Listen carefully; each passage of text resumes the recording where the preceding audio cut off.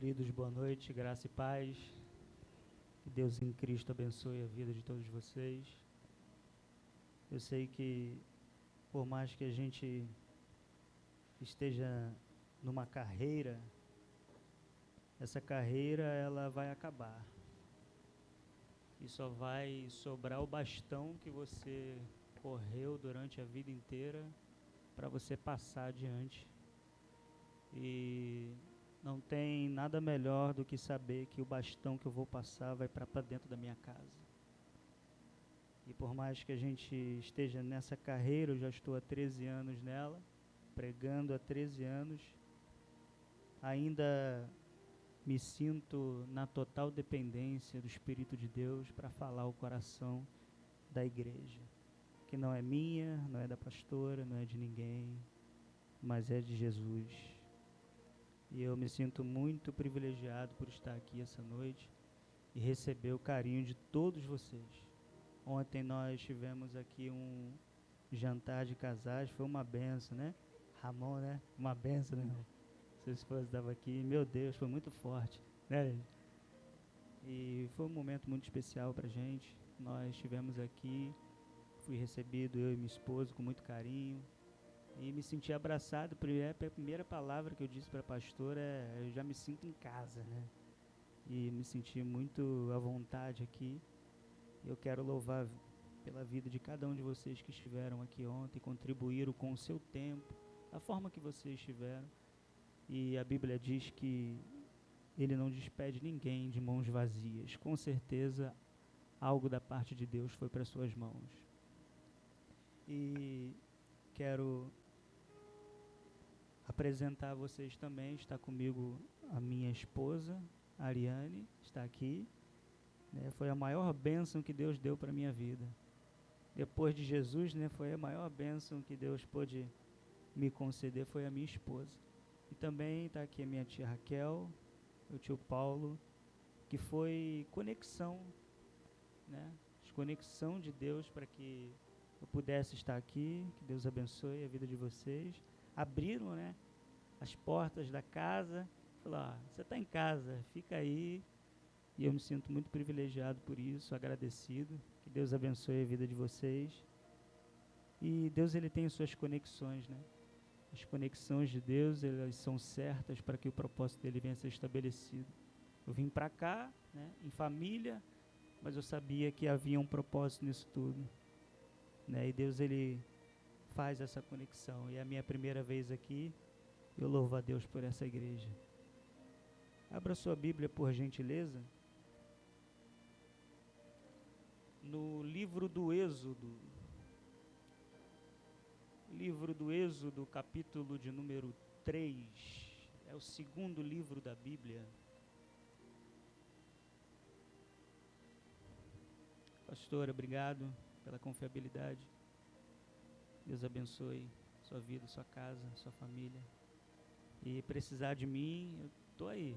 Me joga aí no fogo, aonde tiver que ir eu vou. E conta comigo. Êxodo capítulo 3. Quantos acharam, digam amém. Está escrito assim no versículo de número 2 por diante. E apareceu-lhe o anjo do Senhor numa chama de fogo, no meio de uma sarça. Moisés olhou, e eis que a sarça ardia no fogo, e a sarça não se consumia. Então disse consigo mesmo, ele disse para quem? Aqui está o segredo da fé. Nem sempre você vai declarar para os outros. Você vai ter que declarar para você mesmo. Ele disse consigo mesmo: irei para lá e verei essa grande visão ou grande maravilha. E por que a sarça não se queima?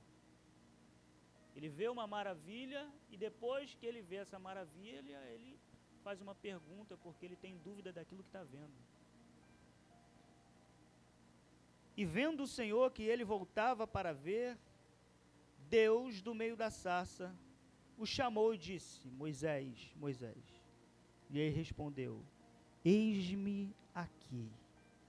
Deus continuou: não te chegues para cá, tira a sandália dos teus pés, porque o lugar que tu estás é terra santa. Disse mais: eu sou o Deus de teu pai, o Deus de Abraão, de Isaque e de Jacó. Moisés escondeu o rosto, porque temeu olhar para Deus. Amém? O livro do Êxodo é o segundo livro da Bíblia. A Bíblia, ela tem duas vertentes, Velho e Novo Testamento. E o livro do Êxodo, ele é a espinha dorsal da onde Deus vai iniciar todas as suas manifestações memoriais. O que são essas manifestações memoriais? É aquilo que jamais iria sair da recordação do seu povo. No livro do Êxodo está a maior intervenção divina, escrita há 3.500 anos e está da mesma forma até os dias de hoje. Isso é um milagre. Porque algo que foi escrito há 3.500 anos, passa-se o tempo, vai se mudando muita coisa, mas não, o que está escrito aqui está escrito há 3.500 anos e não mudou nem sequer uma vírgula. E isso já é um grande milagre. Está escrito que Deus abriu o mar e fez um caminho por meio desse mar e fez o seu povo passar com os pés enxutos, com os pés a seco. E essa é uma intervenção de Deus que jamais sairá da recordação do seu povo. Tem coisas que Deus faz por nós que a gente já esqueceu. Quantos livramentos Deus fez, quantos livramentos Deus nos deu e já caiu no nosso esquecimento. Muitos. Mas certamente existe algo que Deus fez que você nunca esquecerá na sua vida. É exatamente isso que Deus faz no livro do Êxodo. Deus queria ser recordado. Mas para Deus ser recordado, Ele precisava de alguém disposto a fazer aquilo que muitos deveriam fazer, mas não fizeram. Porque hoje o importante não é você pegar e fazer, é você pegar e voltar a fazer aquilo que deixaram de ser feito. E Deus, quando decidiu ouvir o clamor do seu povo, Deus automaticamente sabia que alguém estava prestes a ser o projeto de Deus para que o seu povo viesse sair das mãos de Faraó e da escravidão do Egito. Deus escolhe Moisés. Mas existem algumas coisas que esse texto destaca para nós, que faz com que a gente veja de uma maneira diferente, além daquilo que está na entrelinhas que nós acabamos de ler. Deus, Ele, quando decide tirar o seu povo das mãos de Faraó e da escravidão severa do Egito, a Bíblia diz que houve um casamento no meio do Egito, que era sobre Joquebede e Arão, uma família que havia se estabelecido junto com os escravos que estavam no Egito. Os hebreus estavam escravizados, e mesmo escravizados, eles não paravam de cumprir o propósito de Deus, que era formar famílias, e com isso o povo crescia numerosamente, de maneira que isso chamou a atenção de Faraó, e disse: não posso deixar mais esse povo crescer, porque se eles crescerem demais, eles vão acabar se revoltando contra mim, se tornando maiores do que eu, e tomando o Egito para si. Então eu vou diminuir a forma que eles estão se proliferando, para que eles não saiam debaixo do jugo de minhas mãos. Diz a Bíblia que ele começou a colocar cargas por cima do povo, começou a colocar peso por cima do povo, começou a fazer o povo trabalhar com trabalhos pesados, fazendo tijolo, catando palha. E o povo ficou oprimido, de maneira que eles não conseguiam mais se proliferar. Por quê? Porque um homem cansado não chegava em casa, não coabitava com a sua mulher e não gerava filhos. Então qual é o intuito de Faraó? Cansa o povo. Porque quanto mais cansados, menos produtivos eles são. E eles entenderam que a estratégia era essa. O povo de Deus cansa. O povo de Deus tem um limite. E esse limite chama-se cansaço.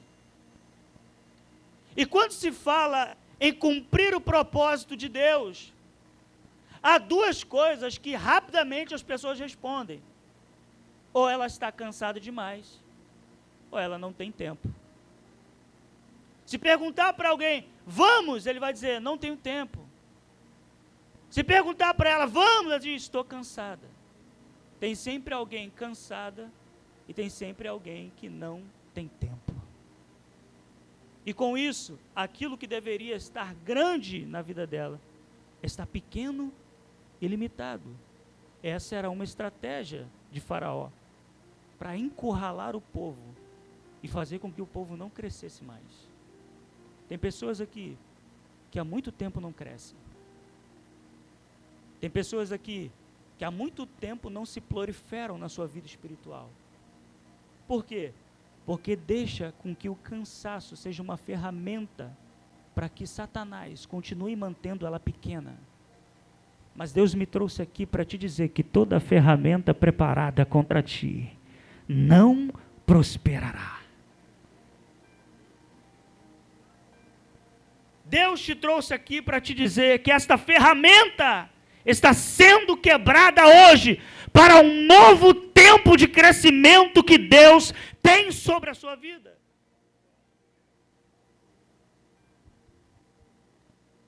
E depois que o povo está escravizado, eles passam 400 anos dentro dessa escravidão. E depois de 400 anos eles decidem, Deus, nos tira daqui. Nos tira daqui. E quando eles clamam a Deus para que Deus os tire de lá, a Bíblia diz que nasce um menino. E a Bíblia diz que quando esse menino nasce, automaticamente a sua mãe pega ele no colo. E a Bíblia dá o destaque para nós dizendo que ele era formoso.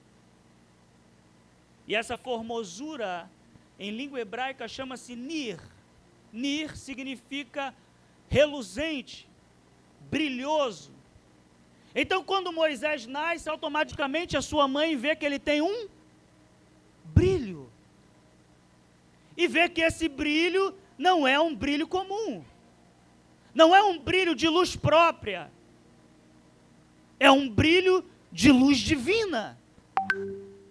E quando essa criança nasce, ela percebe que ele é formoso, percebe que ele é diferente, e ela precisa o esconder.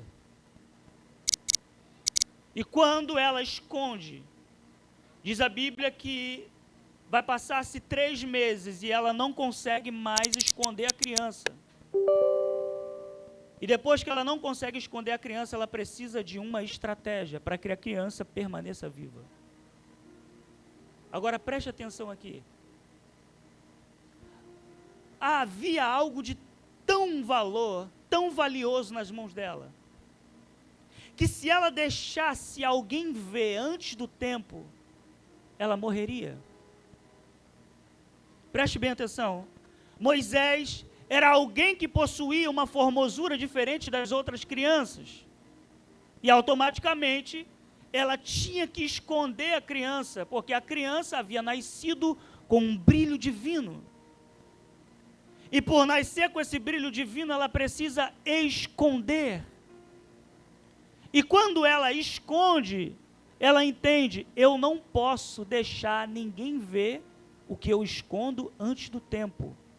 Porque se eu a mostrar antes do tempo, ele morre.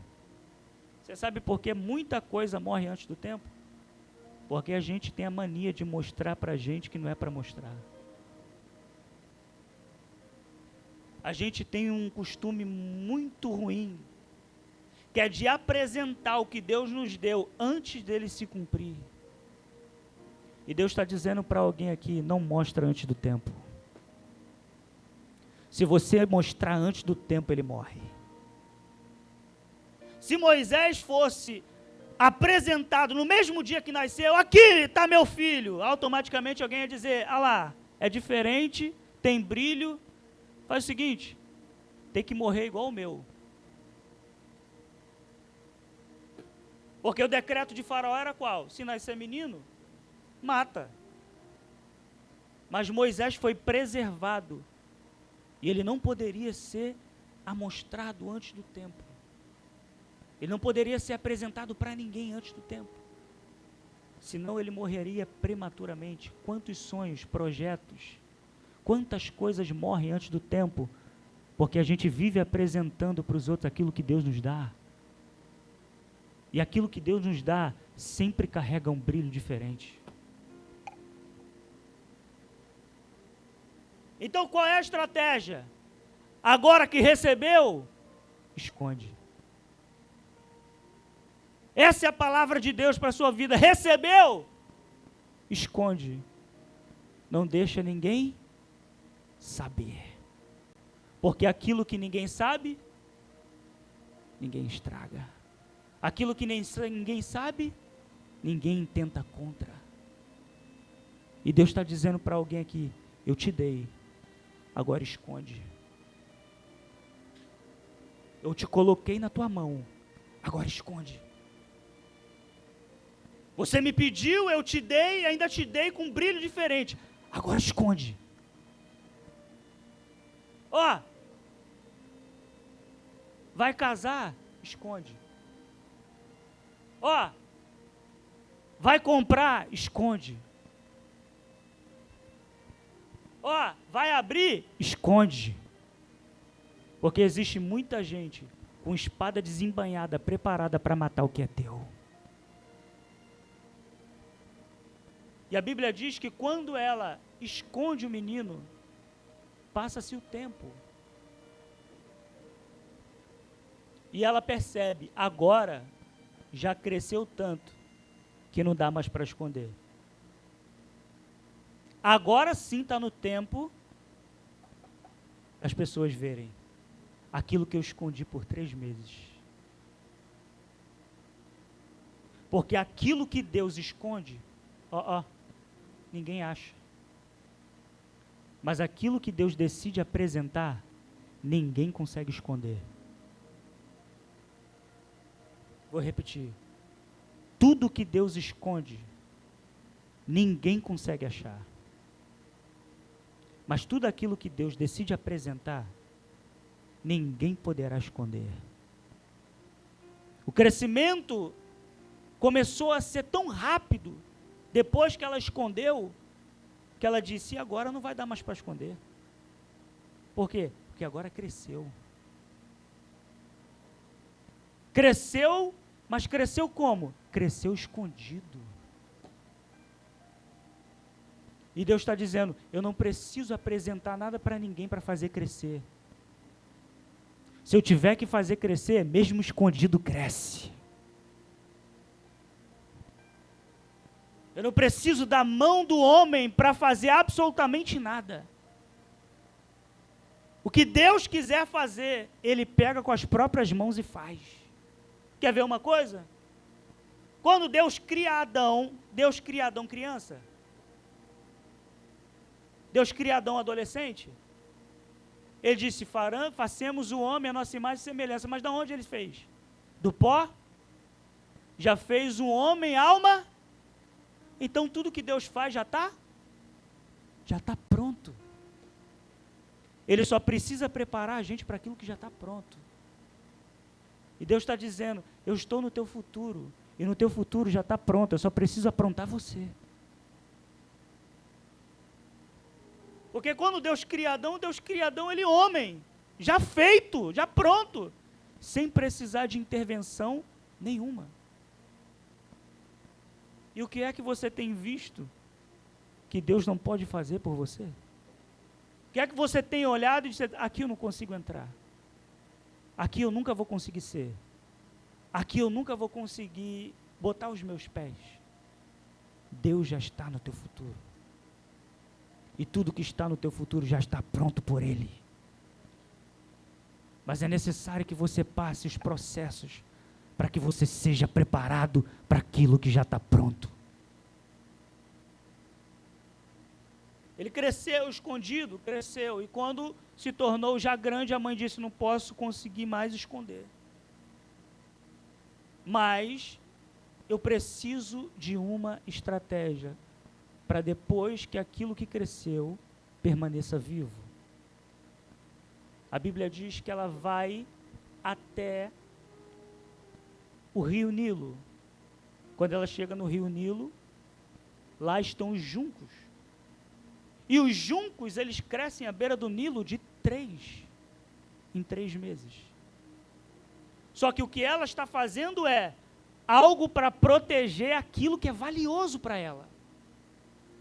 E ela está na beira do Nilo, catando junco. Só que você sabe que na beira do Nilo, para quem não sabe, fica muita lama. Agora você imagina, ela está no meio da lama, catando junco. Aí alguém deve estar de fora olhando, o que essa mulher está fazendo na lama? Qual é o intuito dessa mulher estar jogada no meio dessa lama, catando aquilo que não é para catar, porque não tem valor nenhum? Só que Deus é especialista de esconder aquilo que tem grande valor dentro daquilo que não vale nada. Deus é especialista de esconder aquilo que tem um grande valor dentro do que não vale absolutamente nada. Porque o que importa para Deus não é o que está por fora. O que importa para Deus é aquilo que está por dentro. O que importa para Deus não é como está sendo feito do lado de fora. O que importa para Deus é como é que está a condição do lado de dentro.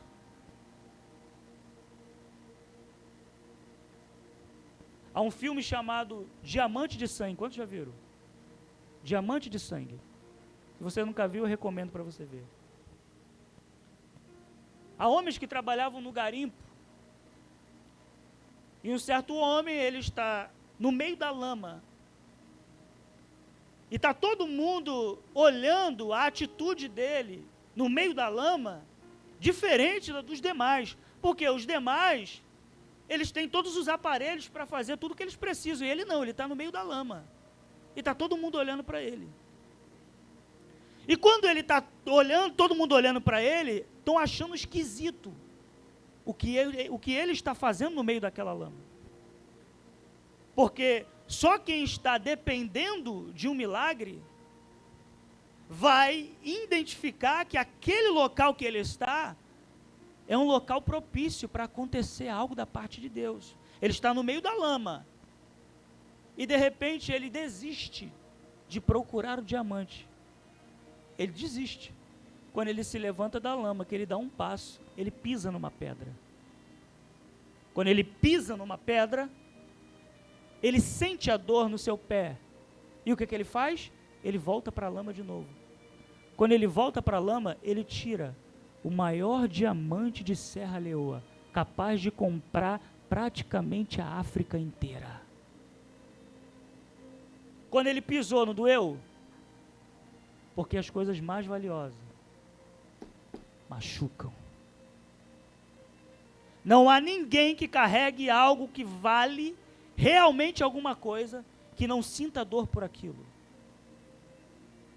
Se alguém carrega algo de valor e não sente dor por aquilo, aquilo que ela carrega não vale nada. Foi por causa de uma dor no seu calcanhar que aquele homem encontrou o maior diamante da África. Porque tudo que é valioso vai doer, mas toda dor vai valer a pena. E depois começou uma guerra. Qual guerra? Todo mundo querendo matar ele para pegar o diamante. Todo mundo queria saber qual foi o tamanho, como é que estava o brilho, como é que estava a pedra bruta. Mas o intuito era de achar ele para o matar. porque ele carregava algo valioso, ainda que aquilo estivesse na lama. Eu quero frisar algo aqui para você: nunca despreze ninguém que hoje está na lama,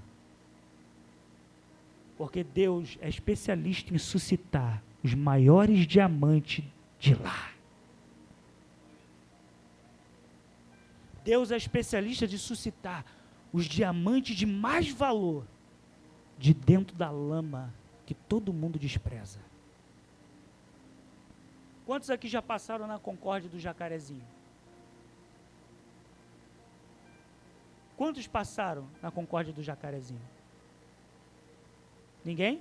Manguinho, Arará. Ninguém, né? Lá no Rio de Janeiro são as favelas que mais têm periculosidade. E é onde acontece a maior rede de tráfico de drogas do Rio de Janeiro. Se você passasse lá, a gente só passa por meio de um trem e tem uma concórdia, uma via, uma concórdia, e o trem passa em cima. E lá tinha um buraco na parede onde os traficantes determinaram que aquele que quisesse usar droga, crack, cocaína, seja o que for, tinha que entrar naquele buraco. Porque eles não deixavam usar droga perto da plataforma onde passava o trem, onde os pessoas trabalhadores pegavam o trem. Se você passasse ali há 13 anos atrás, você ia encontrar alguém completamente dependente do crack e da cocaína lá dentro, que hoje está aqui pregando para você. Se você passasse lá, você ia ver alguém que estava totalmente dependente do crack, durante 7 anos dentro de um buraco. É por isso que eu disse, nunca despreze ninguém que está na lama, porque Deus pode suscitar os maiores diamantes de lá. Eu falo com mães aqui, pais, irmãos, amigos, e eu ficava me perguntando, onde estão os meus amigos agora? E não tinha ninguém. Aonde estão os meus familiares? E não tinha ninguém. E de repente, numa tarde de quinta-feira, eu achei que ia ser só mais uma tarde, onde eu ficaria lá jogado junto com os demais. E chegou um rapaz, eu até estava contando pro meu tio lá, e chegou um rapaz no meio de todo mundo ali, e ele apontou exatamente para mim. Era um senhor de idade, a mão meio trêmula, né? Aí ele apontou assim para mim e disse: a mão que vai te tirar daqui não é a mão dos teus amigos. A mão que vai te tirar daqui não vai ser a mão dos teus familiares. A mão que vai te tirar daqui vai ser a mão de Deus. Eu não sei o que você está atravessando sobre a tua vida, que talvez seja muito pequeno diante disso. Mas existe uma mão poderosa capaz de te tirar daí. E Deus me trouxe aqui para te dizer que há uma saída para você. Que Deus está abrindo uma saída sobre a tua vida hoje. E que essa saída não pode ser deixada para amanhã. Porque talvez se eu não acato aquela palavra que aquele homem estava dizendo naquele dia, talvez nem aqui eu estava lá ainda. Mas foi aquele dia que Deus abriu uma saída para mim. Talvez você pensou, hoje vai ser mais um domingo, hoje vai ser mais um culto, hoje vai ser mais uma vez que eu vou lá bater o cartão e vou para casa. Não, não, não. Hoje Deus te trouxe aqui para te dizer, hoje é o dia da tua saída. Tu vai sair da onde tu disse que não consegue sair. A mão de Deus está sobre este lugar aqui hoje. E você não pode deixar essa saída, esperar que ela se abra amanhã, porque você não sabe se as oportunidades vão chegar. Se você perguntar para alguém aqui, você se arrepende de alguma coisa que aconteceu na sua vida? Ela vai dizer, não, não me arrependo de nada. Tudo que teve que acontecer, aconteceu. Mas se você perguntar para ela, você se arrepende das oportunidades que você perdeu? Ela vai dizer, sim. Aí eu me arrependo. Só que nós servimos a um Deus, que Ele é um Deus de novas oportunidades. E Deus está dizendo para alguém aqui, eu estou abrindo uma nova oportunidade para você. Para que dessa vez as coisas sejam diferentes. Para que dessa vez as coisas não andem da forma que você queria que andasse, mas da forma que Deus quer que você ande.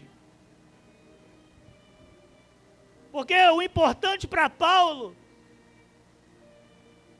não era que a vida dele estivesse na vida de Deus, mas era que a vida de Deus estivesse sobre a sua vida.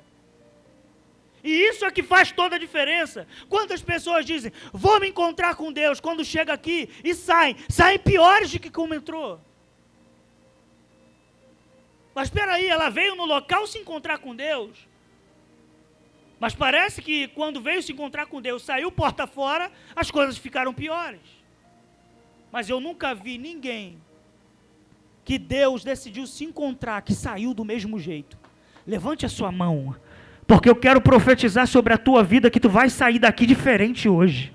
Tu não vai sair da mesma maneira que entrou. Deus veio te encontrar aqui.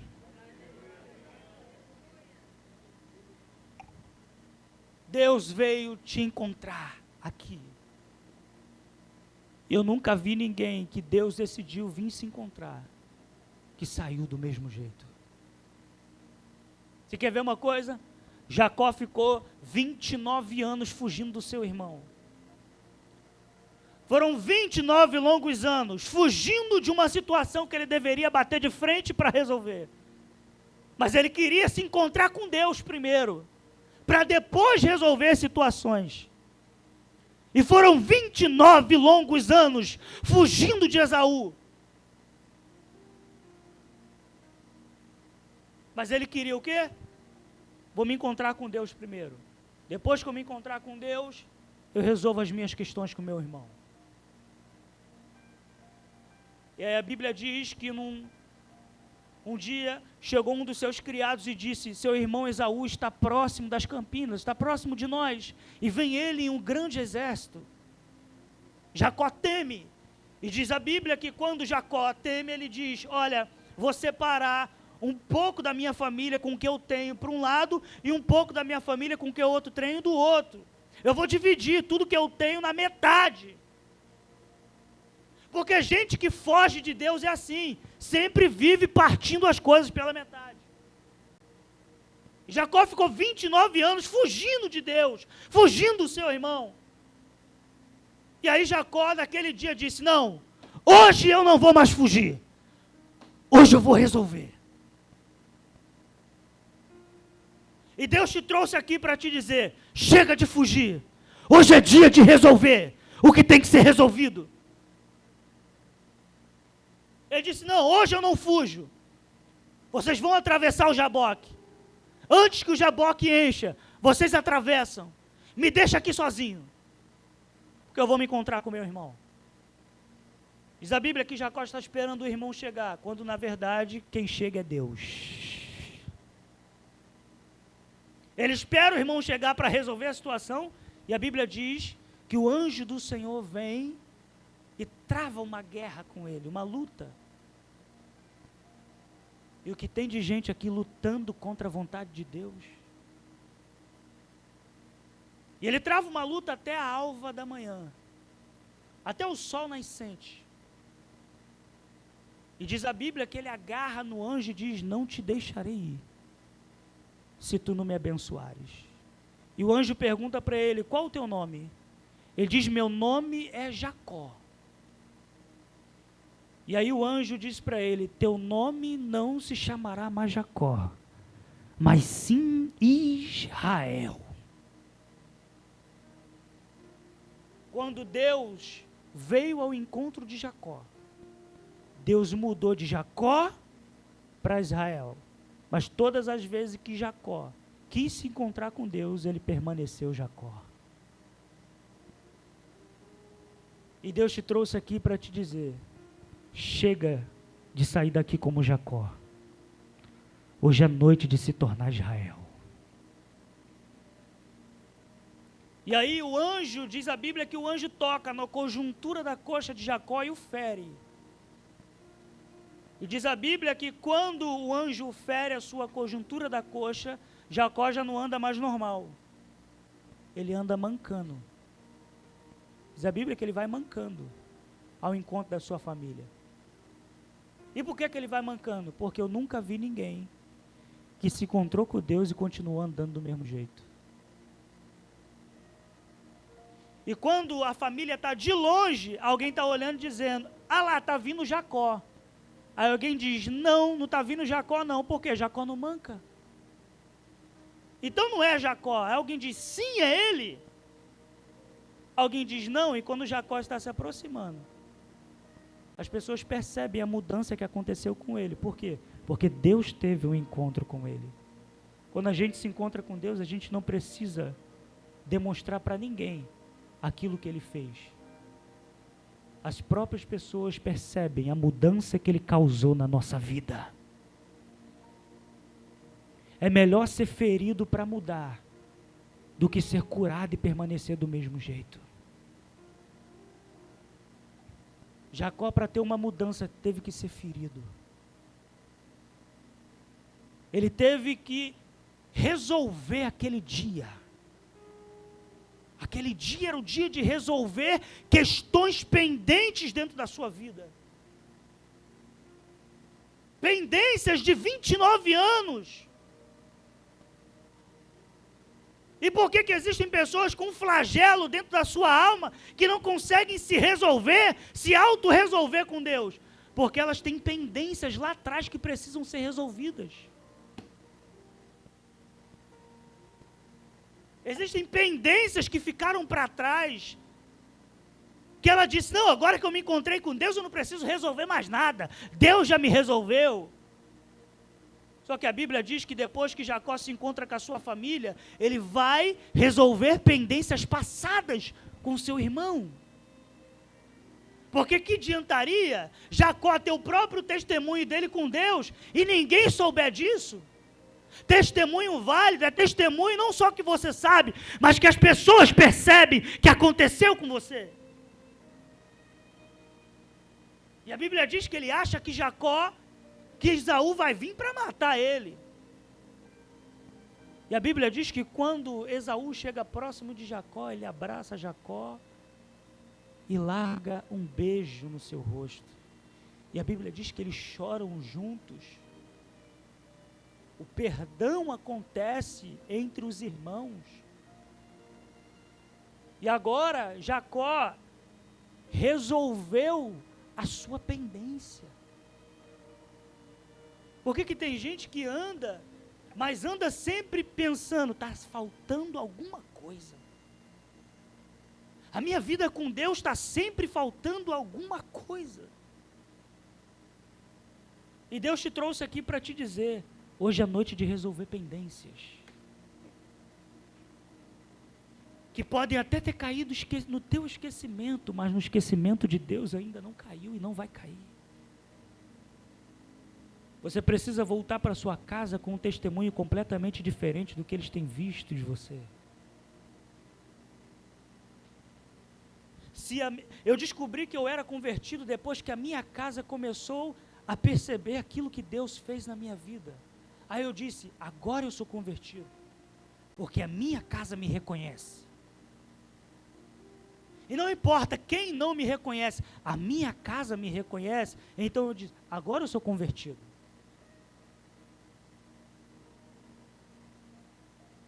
Mas eu precisava resolver pendências. Eu precisava resolver pendências do que eu virei as costas, que não era para mim virar. Eu precisei, retornar. Às vezes um regresso faz você dar 10 passos para frente. E às vezes 10 passos para frente faz você regressar muitos para trás. Eu entendi que os próximos passos que eu deveria dar adiante não eram para frente, eram para trás. Porque agora que Deus se encontrou comigo e eu me encontrei com Ele, eu tinha que resolver pendências.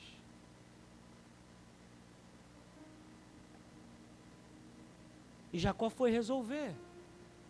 E eles se resolveram, quando na verdade ele achou, não, vai ser uma guerra, vai ser uma luta, vai ser sangrento o negócio.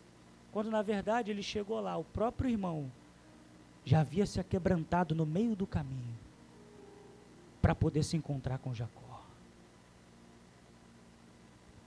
E desde então, Jacó inicia o chamado dele com Deus. Jacó inicia aquilo que Deus tinha para a vida dele a partir daquele momento. Em um dia, foram resolvidos 29 anos. Você não sabe o que Deus pode fazer com uma atitude que você toma. Talvez 30 anos atrás, podem ser resolvidos em um único dia. 50 anos atrás, podem ser resolvidos em um único dia. E depois que Jacó encontra com a sua família, Jacó nunca mais deixou de mancar. Por quê? Porque aquela ali foi uma marca que Deus deixou nele. Para que toda vez que ele olhasse para aquela marca, ele lembrasse: aquele dia, Deus se encontrou comigo.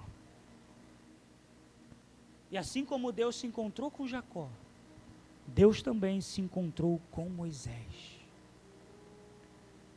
E qual foi a forma que Deus se encontrou com Moisés? Diferente da de Jacó. Em Jacó, Deus precisou ferir, mas em Moisés, Deus precisou tirar. Tem gente que Deus fere, mas tem gente que Deus tira. Moisés olhou e ele está vendo algo completamente diferente do que ele havia por toda a vida. Ele está vendo um espinheiro, Ramon, pegar fogo, mas aquele fogo não consegue queimar o espinheiro que está ali. E ele vai olhar e vai dizer: isso aqui é uma maravilha. Mas o porquê que está acontecendo isso? Ao mesmo tempo que era uma maravilha, era algo estranho. E às vezes tem períodos que a gente olha e diz: tem alguma coisa estranha. Parece que está tudo estranho. Parece que as coisas não estão andando da mesma forma que deveria andar, as coisas não estão da maneira que deveria estar. Parece que Deus está distante de mim, as coisas estão estranhas. Só que quando as coisas começam a ficar estranhas, é sinal de que Deus está mais perto do que você imagina. Porque quando Deus está perto, não tem como nós termos a compreensão. Porque tudo aquilo que a gente consegue compreender não está na mensuralidade de Deus. Deus é incompreensível. E quando tudo começa a ficar estranho, comece a agradecer, porque Ele está mais perto do que imagina. E Deus estava mais perto de Moisés do que você imagina. E quando ele olha, ele diz: virei para lá e verei aquela grande visão. E quando ele se aproxima, Ramon, Deus dá um limite para ele. Deus disse para ele: Moisés, não te chegues para cá. Tira a sandália dos teus pés, porque o lugar que tu pisa é terra santa. Olha o que Deus vai dizer para Moisés: tira a sandália dos teus pés, porque o lugar que tu pisa é terra santa. Ou seja, esse chão que você pisa agora, Moisés, não é o mesmo chão que você pisava há 40 anos atrás. Esse chão aqui, Moisés, esse chão aqui, a partir do momento em que eu estou aqui, não é mais qualquer um chão. Esse lugar aqui é a minha habitação. E na minha habitação não pode ter você por inteiro. Tem que ter eu por inteiro. Grava bem isso aqui no que eu vou dizer para você. Deus aceita um homem e uma mulher que vive pela metade, mas que se entrega por inteiro. mas não aceita um homem ou uma mulher inteira que vive se entregando pela metade. Vou repetir para você. Deus aceita um homem e uma mulher pela metade, mas que se entrega por inteiro. Mas Deus não aceita um homem e uma mulher inteiro que vive se entregando pela metade. Deus não te quer pela metade. Deus quer você por inteiro. Sabe qual foi a resposta de Jó? Qual foi a resposta de Deus para Satanás quando falou a respeito de Jó? Jó é um homem íntegro. A palavra íntegro vem de inteiro. Quando Satanás diz, ele só te serve porque o Senhor faz tudo para ele. Ele só te serve porque ele tem tudo mais do que os outros. Tira tudo dele, para você ver se ele não murmura e não blasfema na tua face. Aí Deus vai lá, toca em tudo que ele tem. Só não toca na alma dele porque ela me pertence. Aí Satanás vai tocar em tudo que Jó tem. Só não conseguiu destruir a alma dele. Por quê? Porque Jó era íntegro. Jó era inteiro. Se Jó não fosse inteiro para Deus, alguma parte de Jó estaria no meio daquilo que ele tinha. E se Satanás toca naquilo que ele tinha, também toca naquilo que ele era. Só que aquilo que ele era estava em Deus e não naquilo que ele tinha. O que você é tem que estar em Deus e não naquilo que você tem. Porque o dia que aquilo que você tem for embora, também vai embora uma parte de você. Se você depositar toda a sua vida para a vida do seu filho e não para Deus, sabe o que vai acontecer? O dia que seu filho for embora, vai também uma parte sua. O dia que se você depositar a sua vida inteira dentro do seu trabalho, o dia que a porta se fechar, a porta também vai fechar para a sua vida. Por quê? Porque você depositou toda a sua vida lá dentro. Por isso que o primeiro mandamento é: amarás o Senhor teu Deus de toda a sua alma. Porque nós não somos um corpo que possuímos uma alma. Nós somos uma alma que possuímos um corpo. O corpo vai se deitar ao pó novamente, mas a alma.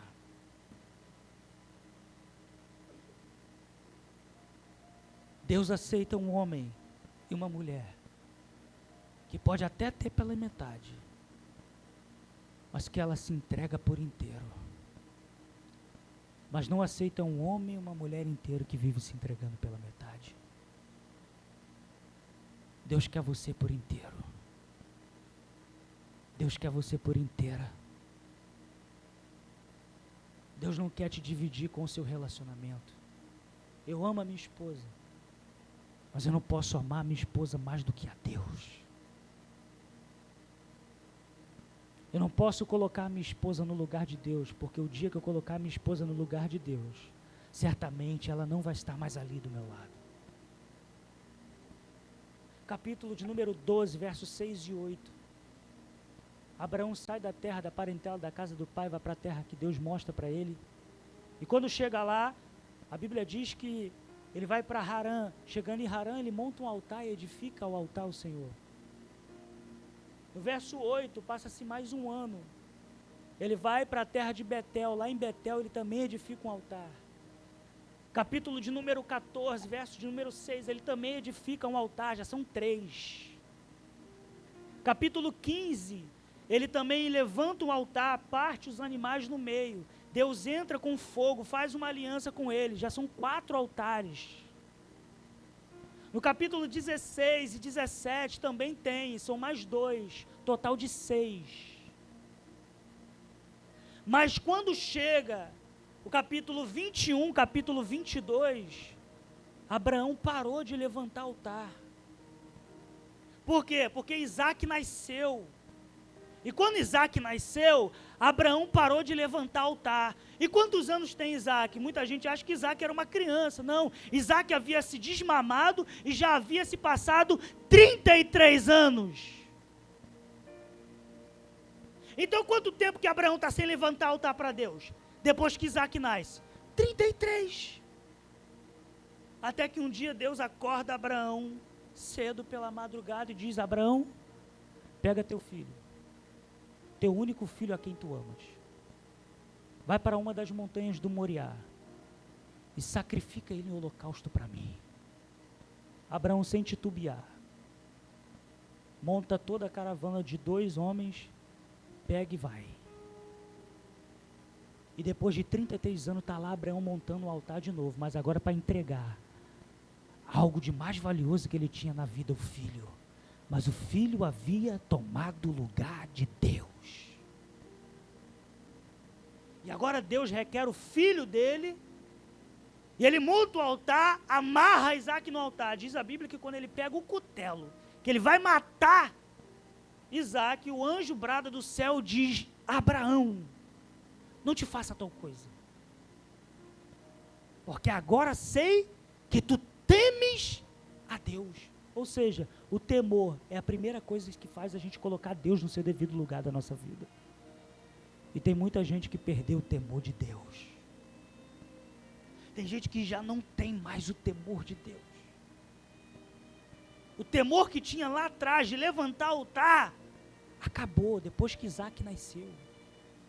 Porque Isaac, por mais que fosse uma promessa, havia tomado o lugar de Deus.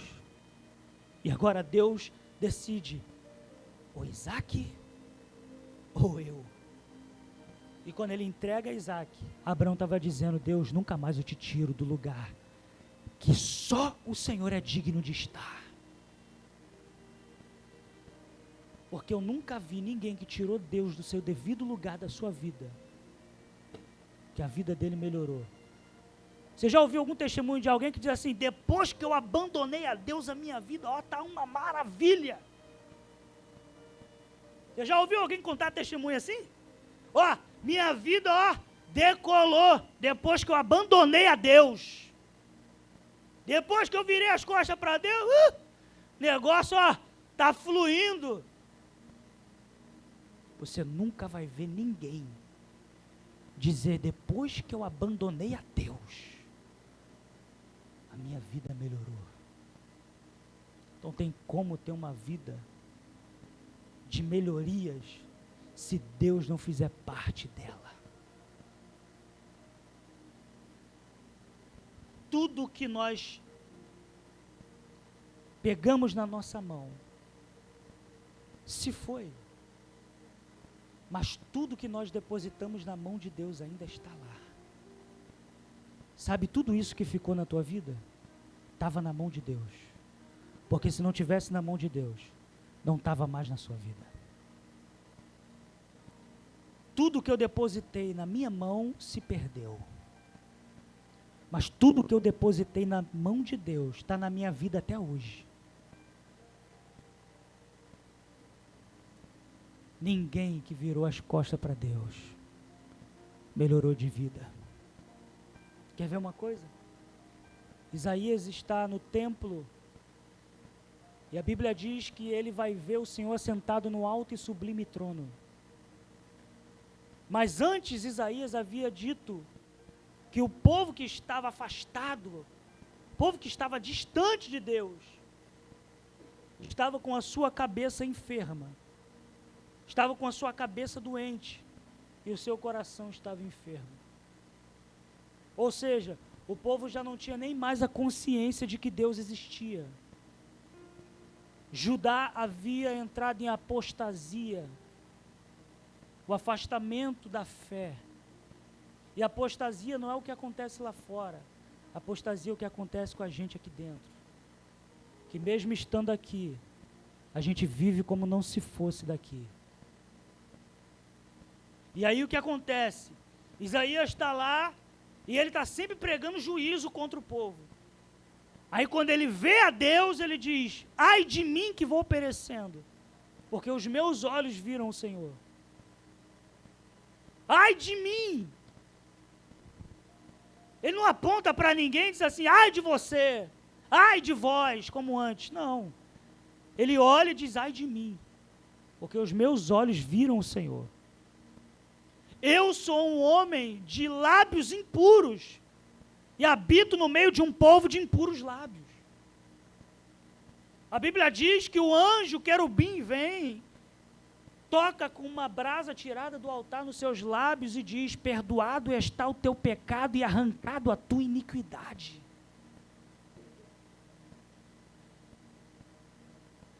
Havia um perdão, e nesse perdão houve uma limpeza dentro daquilo que estava imundo. E por que Deus se deixou ser revelado por Isaías? Porque Deus sabia que naquele dia Isaías ia abandonar a imundície dele.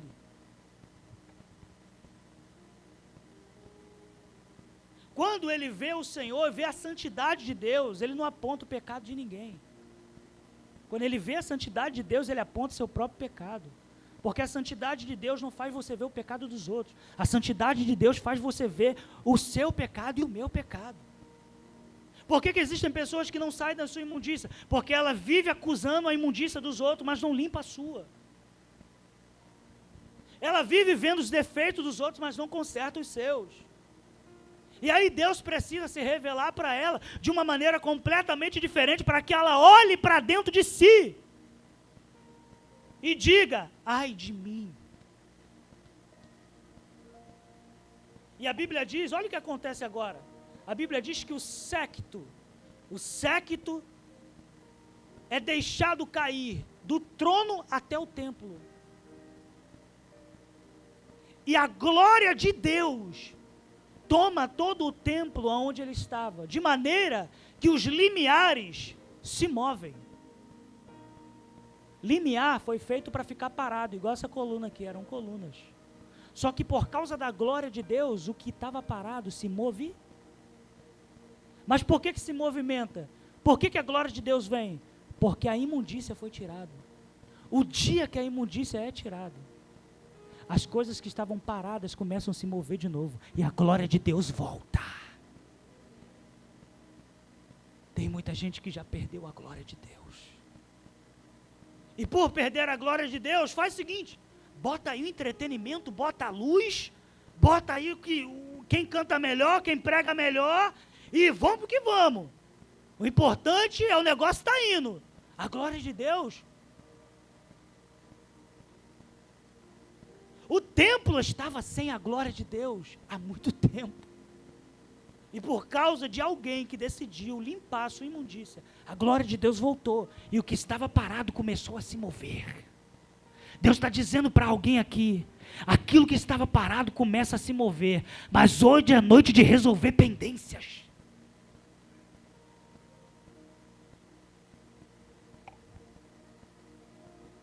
Isaías olha e diz: meu Deus, ai de mim. Eu não sabia que eu também tinha os lábios impuros, igual aquele povo de impuros lábios que eu falava. Mas eu não posso limpar os lábios dele, mas eu posso limpar o meu. Ninguém aqui tem o poder de limpar ninguém, mas nós temos o poder de limpar nós mesmos. E o séquito, sabe o que é o séquito? O séquito é isso aqui, a parte da bainha do vestido, mas é a parte de trás. Se a glória de Deus veio, como que Deus estava para o templo? A partir de alguém que decidiu se consertar, Deus decidiu se virar de volta. O séquito, a parte de trás, indicava de que Deus estava de costa para o povo. Se Deus virou as costas, tem coisa que eu também tenho que virar. Deus te trouxe aqui para te dizer: está na hora de você virar as costas para muita coisa. Porque quando você vira as costas, a glória de Deus volta. Quando você vira as costas, a glória de Deus desce. E a glória de Deus permanece sobre a tua vida. É muito ruim você entrar em lugares e ver que a glória de Deus já não está mais ali. Eu fico me remoendo, até minha esposa às vezes tem que colocar um pouco de limite em mim. A esposa serve para isso, né? De pôr limite, a esposa entende, é ou não é? Porque eu fico me remoendo. de ver tanta gente que tinha a glória de Deus, mas hoje faz a glória de Deus como se fosse uma infâmia. Parece que ela nunca conheceu a Deus, nunca foi portador da glória de Deus. Quando a arca da aliança vai ser levada pelos filisteus, a Bíblia diz que uma mulher dá à luz, e quando a arca está sendo levada, a mulher entra em trabalho de parto, porque a dor é muito grande. Não existe alma que fique intacta quando a glória de Deus vai embora. Aquela mulher entra em trabalho de parto quando a glória de Deus, a arca da aliança, a presença de Deus está indo embora com os filisteus. E a Bíblia diz que ela gera uma criança e depois morre. E quando ela gera a criança, alguém pega a criança e diz: o nome dessa criança vai ser Icabô. Foi-se a glória de Deus. Ou seja, dão o nome da criança com aquilo que estava acontecendo na época. Ou seja, se a glória de Deus foi embora, dá um nome para ele. Qual? Icabô. A glória foi-se embora. E nós não fomos gerados para sermos gerados sem glória. Nós fomos gerados para carregar a glória de Deus. Você é responsável por carregar a glória de Deus.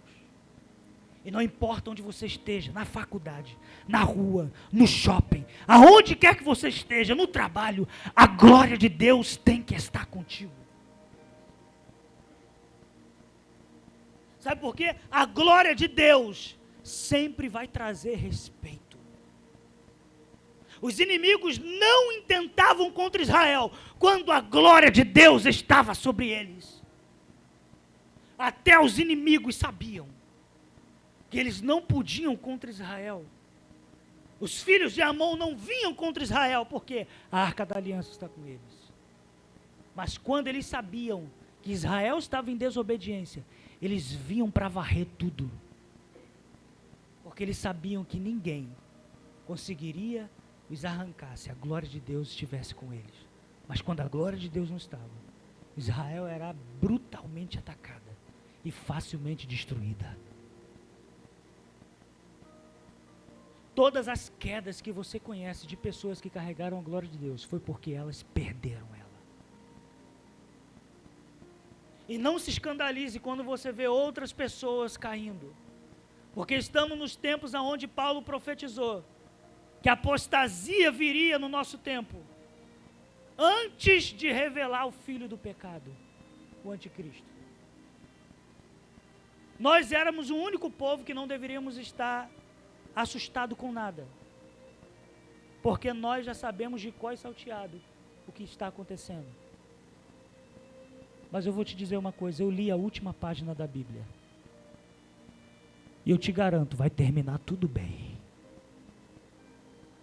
Vai terminar tudo bem. Mas você precisa assumir a sua responsabilidade. Você precisa dizer para si mesmo como Moisés disse. Ou como a mulher do fluxo de sangue, ela não disse: eu tenho que ir lá ser curada. Ela disse para si mesma: se eu tão somente tocar na orla dele, eu ficarei curada. Os dias são maus, irmão. Se agarra na fé. Se agarra na fé porque os dias são maus. E os dias já estão nos nossos dias. E Moisés, ele assume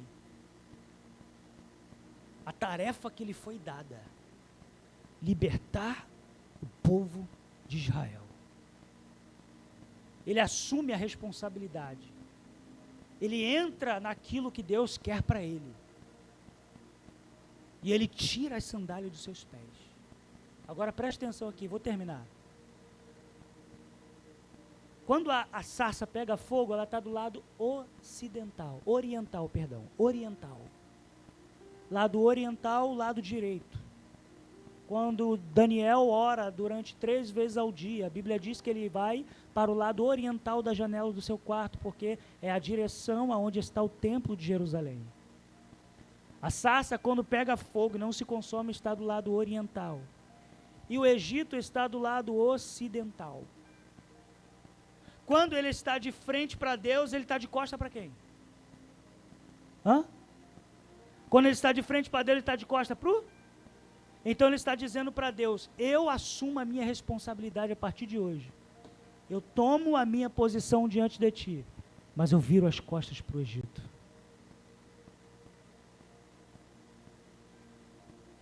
Ele virou as costas para o Egito para estar de frente para Deus. E para estar de frente para Deus, a gente tem que virar as costas para muita coisa. E Deus te trouxe aqui nessa noite para te dizer, hoje é a noite de assumir a sua responsabilidade. Porque o reino precisa de você. Esta igreja precisa do seu posicionamento. Este altar precisa da sua posição com Deus. Esse altar precisa da sua responsabilidade. Porque não adianta estar no altar se não tiver responsabilidade. Essa igreja precisa de você. Aquilo que Deus emana de você, esse lugar precisa. Assim como eu precisei lá atrás e preciso até hoje. Aonde eu congrego, aonde eu vou, ou aonde eu estou. Esse lugar precisa de você, mas você precisa assumir o seu posto. De parar de desculpas. De parar de inventar coisas como Jeremias inventava. Ah, Senhor, profeta para quê? Eu sou só uma criança, eu não sei nem falar. Ou então igual o Gideão, eu sou o menor da minha casa, o Senhor tem um montão aí para escolher, vai escolher eu para quê? Escolhe aí outros. Ou então vai falar como Saul, eu sou o menor da minha tribo. E a gente vai enviando desculpas para Deus para não cumprir aquilo que Ele quer. Mas quando a gente precisa de um milagre, é aqui que a gente vem. Quando a gente precisa de um milagre, de uma resposta, é um Deus que a gente busca.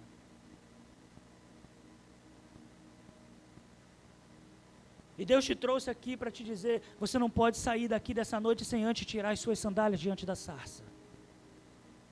E dizer, eu estou aqui. Deus brada e diz, a quem há de ir por nós? Isaías disse, eis-me aqui, envia-me a mim. Quando Deus chama Samuel, diz, Samuel, ele acorda, vai diante do sacerdote ali e diz, me chamou? Ele diz, não te chamei não. E a Bíblia diz que o sacerdote pensa, foi Deus que chamou ele, não eu. Aí ele chama Samuel e diz, Samuel, quando você ouvir essa voz te chamando de novo, você vai responder dessa forma, Senhor, fala, que o teu servo ouve. Foram homens que fizeram uma revolução, que transformaram a vida do seu povo diante de Deus, mas assumiram as suas responsabilidades. A sua casa precisa da responsabilidade que você tem com Deus. Porque se Moisés não assume a sua responsabilidade com Deus, ai do povo que estava no Egito. Se Moisés dissesse, eu não quero virar as costas para o Egito, vou continuar de sandália e estou indo embora. O povo ficaria padecendo, clamando por alguém que pudesse os ajudar. O povo diz, nos tira. E quando Moisés nasce, qual é a primeira coisa que acontece com ele? Ele precisa de um nome. A filha de Faraó pega ele e dá um nome para ele. Esse nome desse menino vai ser chamado Moisés, que significa tirado das águas. O povo queria ser tirado do Egito, e Moisés foi tirado das... Você só pode tirar alguém quando você também já saiu. Então Moisés era alguém propício, exatamente alguém propício, para Deus usar para poder tirar o povo do meio do Egito, da escravidão. Você só pode tirar alguém de onde você um dia já foi tirado. Você que está aqui nessa noite, quantos amam a sua alma? Eu amo a minha alma. Eu amo a minha alma. Eu já entrei na igreja, irmão, várias vezes, já sentei num banco assim como você. E quando Deus me confrontava para que eu pudesse tomar uma posição diante dele, eu dizia para ele assim, o Senhor se manifesta no banco também. O Senhor transforma no banco. Eu sentado nesse banco, o senhor também faz isso. Eu vou lá na frente para quê? Se eu posso ser curado aqui. Eu vou ficar indo lá na frente para todo mundo saber que eu estou errado? Eu vou lá na frente para quê? Para todo mundo me ver? Eu não. Se Deus quiser fazer, Ele faz aqui onde eu estou sentado. E quanto mais eu pensava desse jeito, pior eu me tornava. Até que um dia eu falei, eu não quero saber o que os outros vão pensar. Eu quero saber da minha alma estar intacta diante de Deus. E eu saí do meu lugar e vim à frente, e fui ao altar. E vou te dizer, irmão, não tive vergonha nenhuma. E nem muito menos deixei que olhares me parassem no meio do caminho. Eu fui porque eu sei a necessidade da minha alma. Davi disse, a minha alma está pegada ao pó. Vivifica-me conforme a tua palavra. Jesus disse, nem só de pão vive o homem, mas de toda a palavra que procede da boca de Deus. Davi disse, lâmpada para os meus pés é a tua palavra, e luz para os meus caminhos. No mesmo salmo ele diz, esperarei eu, Senhor, na tua palavra. Isaías disse, seca-se a erva, caem-se as flores, mas a tua palavra subsistirá eternamente. Jesus disse, passarás o céu e a terra, mas as minhas palavras não passarão. Eu falei, Deus, eu quero a tua palavra. E eu fui lá no altar, levantei do meu lugar e me posicionei. Você que está aqui, que ama a sua alma, vem até o altar. Vem até o altar que eu quero orar pela tua vida.